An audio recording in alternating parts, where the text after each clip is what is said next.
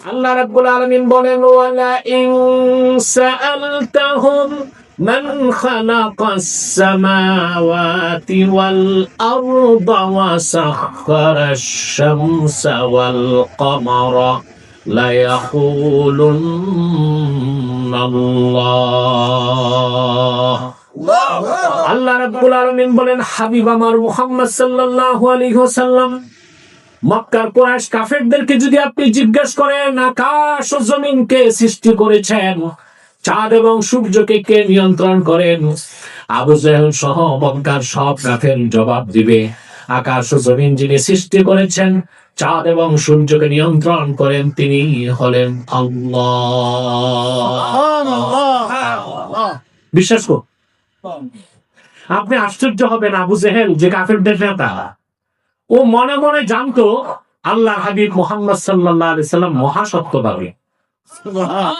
এটা আবু জেহেল জানতো। তথ্য ফাঁস হইল কেমনি? হাদিস শরীফে এসেছে, মক্কা মুকাররমায় কাফেরদের মধ্যে এক পণ্ডিত মানুষ ছিল, আখনাফ বিন শরীক। কি নাম? তাকে আপনি কুরাইশদের বুদ্ধিজীবী বলতে পারেন। এখন বুদ্ধিজীবী আছে না দেশে? তো বুদ্ধিজীবীর জ্বালায় মিডিয়ায় চোখ রাখা যায় না, খালি টক শো। সব টক শো, মিষ্টি শো নাই। কথা বলে মিষ্টি শো নাই, জাল শো নাই, সব টক শো। আর এক একজন বুদ্ধিজীবীর পাণ্ডিত্য কি সব জন্য বিদ্যাসাগর, এমন কোন সাবজেক্ট নেই জানে না। কথা বলে আপনারা কাফের মুশরিক নাস্তিক বেঈমানদের সাথে আমার অনেক ডিবেট দেখছেন। প্রত্যেকটা ডিবেটে বসার আগে আমি প্রচুর পড়াশোনা করি, আমাকে সঠিক তথ্য দিতে হবে। কিন্তু এখন দেখি বুদ্ধিজীবীরা ডেইলি টক শো করে এক একজন 3টা রাতে কি পায়? 1 কাপ চা 2000 টাকা, কাজ নাই কাম নাই, 10-12টা পত্রিকা পড়ে দিনভর, আর রাতে যে টক শো করে যা খুশি তা বলে। এই যে কাজ নাই কাম নাই, বুদ্ধি বেঁচে খায়, তাই তো বুদ্ধিজীবী।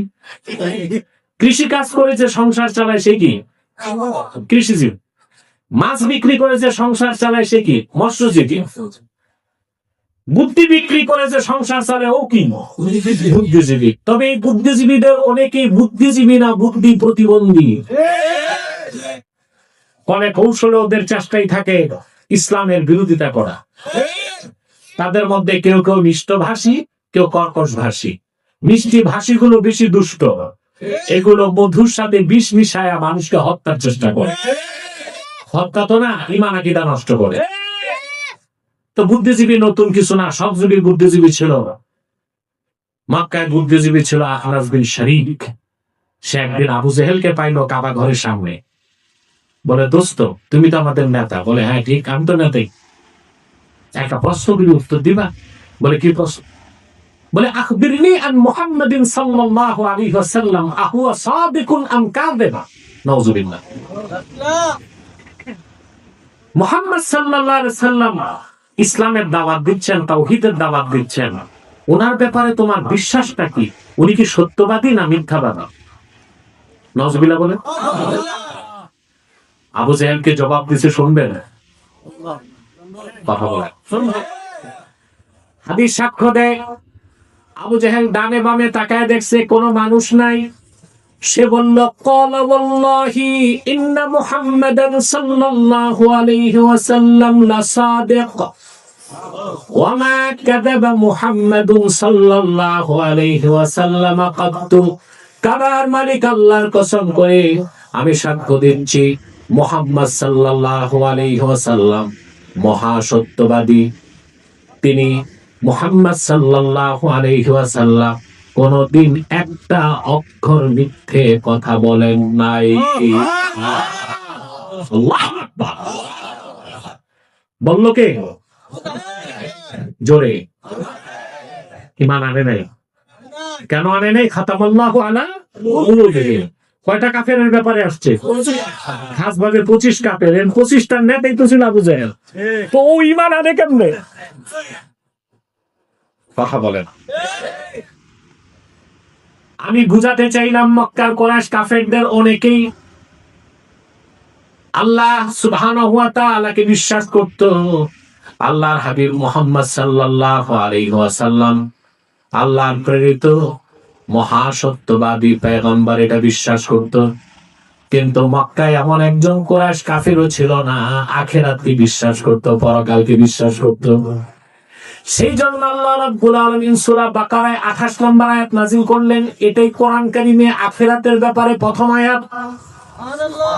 আল্লাহ বলেন, কাইফা তাকফুরুনা বিল্লাহি ওয়া কুনতুম আমওয়াতান ফাআহইয়াকুম সুম্মা ইউমীতুকুম সুম্মা ইউহয়ীকুম সুম্মা ইলাইহি তুরজাউন। কাফেরেরা আল্লাহর কুদরতকে কিভাবে অস্বীকার করো। এখানে কাইফা তাকফুরুনা বিল্লাহর তরজমা আল্লাহকে কিভাবে অস্বীকার করো, এটা হবে না। ওরা আল্লাহকে বিশ্বাস করত। এখানে হবে আল্লাহর কুদরতকে কিভাবে অস্বীকার করো। কুনতুম আমওয়াতান ফাআহইয়াকুম, তোমরা তো মরাই ছিলা, মৃত ছিলা, জিন্দা করছেন কে? অতঃপর তিনি আবার তোমাদের মৃত্যু দিবেন। এই কাজগুলো যিনি করার ক্ষমতা রাখেন, আবার তিনি জিন্দাও করতে পারবেন বলে। পারবেন কিনা সন্দেহ আছে? এবার একটু ব্যাখ্যা নেই। আমরা কি মৃত ছিলাম? জোরে। মায়ের পেটে এক ফোঁটা পানি, জীবিত না মৃত? রক্তপিণ্ড, জোরে বলেন। গোশতপিণ্ড, রুহু আসার আগে সবটাই তো মৃত। এক ফোঁটা পানির আগে তো ছিলাম কিছুই না। নাম ছিল বংশ না। আল্লাহ রাব্বুল আলামিন বলেন, হাল আতা আলাল ইনসানি হিনুম মিনাদ দাহরি লাম ইয়াকুন শাইআম মাযকুরা ইন্না খালাকনাল ইনসানা মিন নুতফাতিন আমশাজ নাবতালিহি ফাজআলনাহু সামিআম বাসীরা। আল্লাহ তাআলা বলেন, মানুষের কি এমন একটা মুহূর্ত আসে নাই যখন সে উল্লেখযোগ্য কিছুই ছিল না, তার নাম ছিল না, বর্ণ ছিল না, বংশ ছিল না, কিছুই ছিল না। আমি সেই কিছুই না মানুষকে তার পিতার এবং মাতার বীর্যের মিশ্রণ থেকে তৈরি করলাম। আমরা ছিলাম কিছুই না, কি ছিলাম? এই কিছুই না থেকে বানালেন কে? আল্লাহ। তা আবার মৃত্যুর পর তিনি বানাতে পারবেন কিনা? এটা বুঝতে কি পিএইচডি ডিগ্রি লাগবে? বিদ্যাসাগর হইতে হবে? মানুষ হলেই চলে। তবে পড়াশোনা আছে, ডিগ্রি আছে, আল্লাহর কথা বুঝে না, উচ্চ বড় অমানুষ, পশু, জঙ্গলি আর মূর্খ আর কেউ হতে পারে পারে? আমরা ছিলাম কিছুই না। এই কিছুই না থেকে বানালেন কে? প্রথম স্তর গুলো মৃত, রূহ দিয়া করলেন জীবিত। কথাগুলোকে আবার আল্লাহ নিজেই ব্যাখ্যা করে দিয়েছেন সূরা মুমিনুনে, বলেন সুবহানাল্লাহ।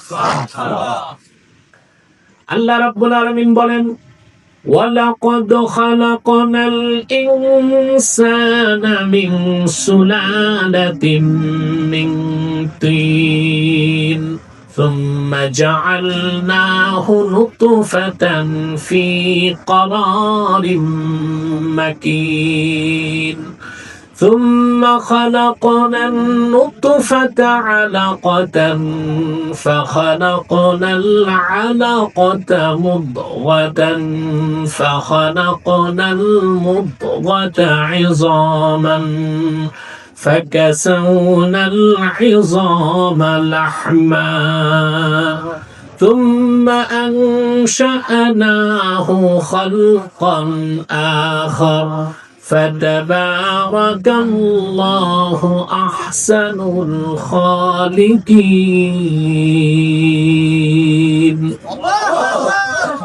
আল্লাহ রাব্বুল আলামিন বলেন, ওয়ালাকাদ খালাকনাল ইনসানা মিন সুলালাতিন মিন তিন, আমি ভিজা মাটির নির্যাস থেকে মানুষকে তৈরি করেছি। সুবহানাল্লাহ বলেন। আরবিতে তিন শব্দের অর্থ ভিজা মাটি, আর্দ্র মাটি। কি মাটি? আমি মানুষকে তৈরি করেছি ভিজা মাটির নির্যাস থেকে। সুবহানাল্লাহ। সুম্মা জাআলনাহু নুতফাতান ফি ক্বারারিম মাকিন, নুতফা বীর্যের আকারে তাকে আমি স্থাপন করেছি তার মায়ের সুরক্ষিত রেহেমে। জোরে বলি সুবহানাল্লাহ। সেই যে আপনি এক ফোঁটা পানি ছিলেন, মৃত ছিলেন না জীবিত? জীবিত করছেন কে? কিভাবে? আল্লাহ বলেন ثم خلقنا النطفة علقة فخلقنا العلقة مضغة فخلقنا المضغة عظاما فكسونا العظام لحما। এক ফোঁটা বীর্যকে আমি পরিণত করেছি রক্তপিণ্ডে 40 দিন পর। তার 40 দিন পর তাকে আমি পরিণত করেছি গোশতপিণ্ডে। তার 40 দিন পর তার ভিতরে তৈরি করে দিয়েছি হাড় হাড্ডি। ফাকাসাউনাল ইজামা লাহমা, অতঃপর হাড় হাড্ডির উপর মোলায়েম গোশতের পোশাক লাগাই দিয়েছি। সুবহানাল্লাহ। এই যে কথাগুলো আল্লাহ বলেছেন, এটাকে বিজ্ঞান বলে ভ্রূণ তত্ত্ব। কি বলে? Genetic information. জেনেটিক।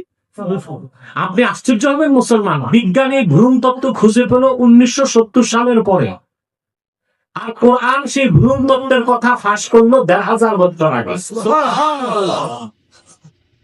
আল্লাহর কোরআনের কোন মোকাবেলা আছে? জোরে বলেন। আগে কোরআন পরে বিজ্ঞান। জোরে বলেন, আগে কোরআন পরে বিজ্ঞান। বিজ্ঞানের সব বিজ্ঞান না, বিজ্ঞানে কিছু বিজ্ঞানের নামে গাঁজাখুরিও আছে, আছে না?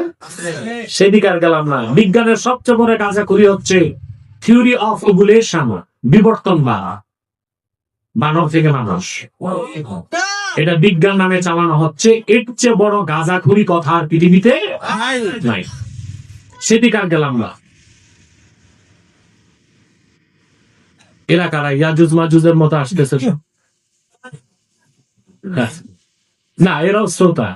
শ্রোতা এরা হচ্ছে খুদে শ্রোতা।